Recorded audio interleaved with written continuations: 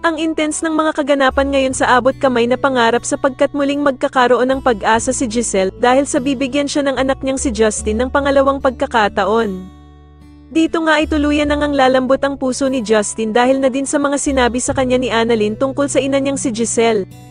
Samantala matapos nga ang ginawang pangbabastos ni Justin sa ina niyang si Giselle sa harap mismo ni Annalyn ay hindi na nga ito makakapagpigil na sundan si Justin sa labas.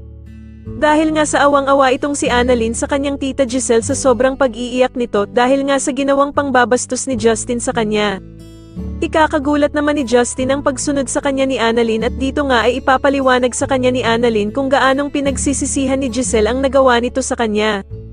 Samantala habang umiiyak naman si Giselle ay sasabihin niya kay Annalyn ang wish niya na sana nga daw ay makasama at maiakap na niya ng tuluyan ang anak niyang si Justin. At dito nga ay mukhang tinabla na si Justin sa mga sinabi sa kanya ni Annalyn tungkol sa ina nitong si Giselle dahil sa mukhang nakukonsensya na ito sa mga sinabi niya.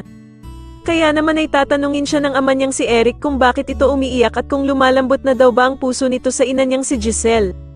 At dito nga ay mapapatungo na lamang si Justin dahil sa talaga namang mahal pa niya ang ina niyang si Giselle.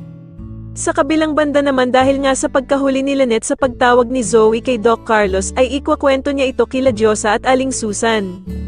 Kaya naman ay agad na pagsasabihan ni Aling Susan si Lynette na bakit daw tatawag si Zoe sa asawa niyang si Doc Carlos samantalang hindi naman nga daw sila magkaano-ano.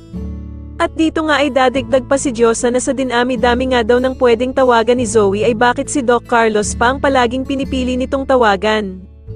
Kaya naman ay lalong tataas ang pagdududa ni Lynette sa kanyang asawang si Doc Carlos na meron daw talagang nililihim sila Zoe at Doc Carlos sa kanya. Sa tingin niyo tuluyan na nga kayang lumambat ang puso ni Justin at mapatawad na niya ang ina niyang si Giselle, mas lalo na nga talagang nagiging exciting ang mga susunod na kaganapan kaya naman ay mas lalo pa nating abangan ang mas lalong gumigandang abot kamay na pangarap. Maraming salamat po sa inyong panonood at sana po ay masubscribe niyo ako. Maraming salamat po.